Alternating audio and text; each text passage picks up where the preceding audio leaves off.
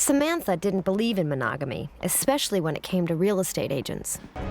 Look, I'm not sure you understand, but I'm kind of somebody. Don't worry. They have a very lovely life. Sex and the City was revolutionary for its time, tackling taboo topics and pushing cultural boundaries with its unfiltered look at relationships, sex, and urban life. But even a series celebrated for its boldness wasn't immune to controversy. While the show often broke barriers, one episode in particular crossed a line that left both fans and critics divided. It addressed a sensitive topic, and its portrayal sparked a backlash that still lingers today. What was it about this episode that was considered so problematic, and how does it hold up in today's more conscious world? The episode at the center of the controversy is in Season 3, Episode 18. In this installment, Samantha finds herself increasingly frustrated with her transgender neighbors, a group of sex workers who gather outside her luxurious apartment at night, loudly socializing and disturbing her sleep. Samantha, known for her unapologetic boldness, eventually confronts the group, leading to a tense, exaggerate exchange. The scenes are presented through a comedic lens, with the show aiming to mine humor from Samantha's irritation and the flamboyant behavior of her neighbors. However, the depiction leans heavily on outdated stereotypes, portraying the transgender characters as loud, confrontational, and cartoonish, with little nuance or depth offered to their portrayal. This lack of complexity, coupled with offensive terminology like Samantha referring to them as trannies, would later draw significant criticism. While the Samantha storyline is the focal point of the controversy, the episode also includes lighter arcs for the other characters. Carrie reconnects with Big and contemplates their evolving friendship, while Charlotte grapples with balancing her marital expectations with Trey. Despite these moments, it was Samantha's scenes that sparked the most debate, and still stand out as polarizing today. The intent was seemingly to portray Samantha, confident and worldly yet flawed, navigating a clash with her noisy neighbors in a larger-than-life manner.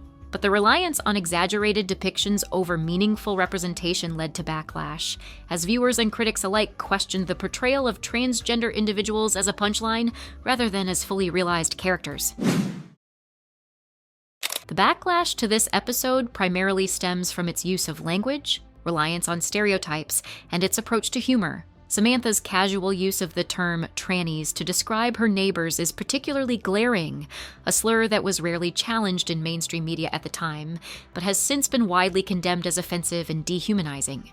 Her choice of words reflects a larger issue within the portrayal. It positions transgender women not as individuals with depth, but as the punchline of a joke. The characters themselves are depicted in a caricatured and reductive manner, emphasizing stereotypes typically associated with transgender sex workers. Their loud, confrontational personalities and exaggerated mannerisms were seemingly designed for comedic effect. But critics have argued these portrayals only perpetuated harmful perceptions of transgender individuals. While Sex and the City was often praised for its bold humor, here the jokes came at the expense of a marginalized group, rather than fostering any meaningful understanding or empathy.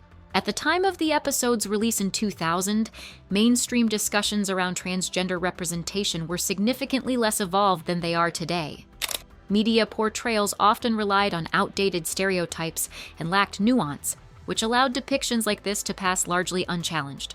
However, as advocacy for LGBT+ rights progressed and awareness of transgender issues increased, the episode began to attract retrospective criticism. In a discussion with The Hollywood Reporter years later, activists and fans pointed out how the series, as progressive as it may have seemed in its approach to other topics, often failed to handle representation for marginalized groups with care.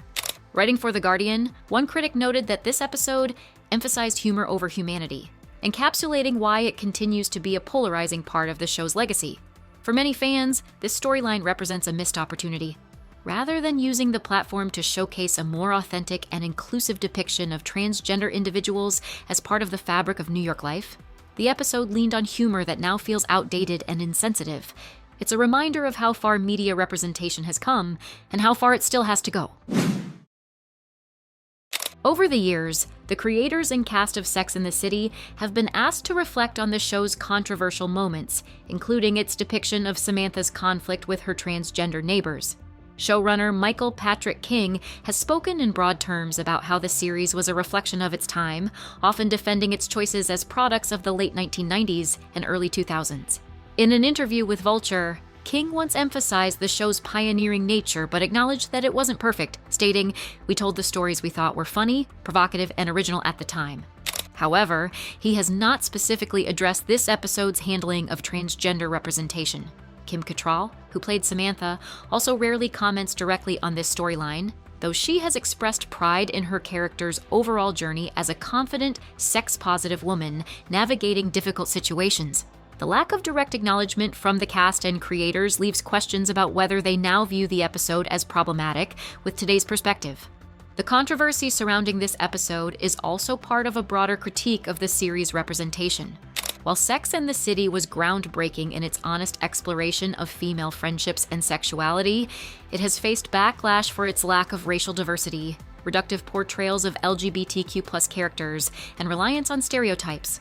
For example, Stanford Blatch, a recurring gay character, was often reduced to a sassy sidekick, while other minority characters were rarely given nuanced or central roles. These criticisms have prompted fans and critics alike to re-examine the series' legacy. Some argue that while it broke ground in some areas, it simultaneously reinforced harmful tropes and sidelined marginalized voices.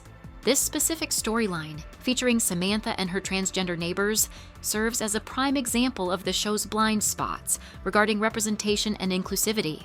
Looking back, the lack of accountability or reflection from the show's creators on this particular episode feels like a missed opportunity. It could have opened up a larger conversation about the importance of nuanced representation and how even progressive media can unintentionally uphold problematic narratives. But instead, the controversy remains unresolved, a blemish on the show's otherwise groundbreaking legacy. Viewed through a modern lens, Samantha's storyline with her transgender neighbors in the episode is widely seen as offensive and outdated. What may have been intended as edgy humor or exaggerated comedy in 2000 is now criticized for perpetuating harmful stereotypes and using marginalized identities as a punchline. Today, such a portrayal would likely spark far greater outcry, as audiences and creators alike are more attuned to the importance of authentic and respectful representation. In hindsight, both fans and critics have raised questions about the broader implications of such a storyline. Many in the LGBTQ+ community view it as a missed opportunity for greater inclusivity on a show celebrated for its depiction of modern life in New York City. New York has long been considered a hub for LGBTQ+ culture, yet Sex and the City often confined its portrayal of queer characters to narrow, one-dimensional roles. Writing for Esquire, one critic suggested that scenes like these not only alienated LGBTQ+ viewers, but also reinforced harmful misconceptions about transgender individuals. The evolution of comedy has also shifted perspectives on episodes like this. What passed as acceptable humor in the early 2000s often relied on punching down, making jokes at the expense of those with less social or cultural power. Today, comedy is frequently scrutinized for reinforcing existing inequalities, and there is greater demand for humor that uplifts marginalized voices rather than reducing them to stereotypes. Ultimately, this episode reflects a wider conversation about the role of media in shaping societal attitudes. While Sex and the City was groundbreaking in some respects, this storyline is now a reminder of its blind spots. The show's failure to offer depth or humanity to the transgender characters in this episode underscores how even progressive series of the time missed opportunities to challenge prejudice. As uncomfortable as it may be, this controversy has sparked meaningful discussions about what representation should look like, both then and now. It's a reminder of the responsibility creators have to tell diverse stories thoughtfully and respectfully. Though this episode stands as a misstep in the show's legacy, societal progress since its release highlights just how far the conversation around inclusivity and representation has come, and, more importantly, how much further it still has to go.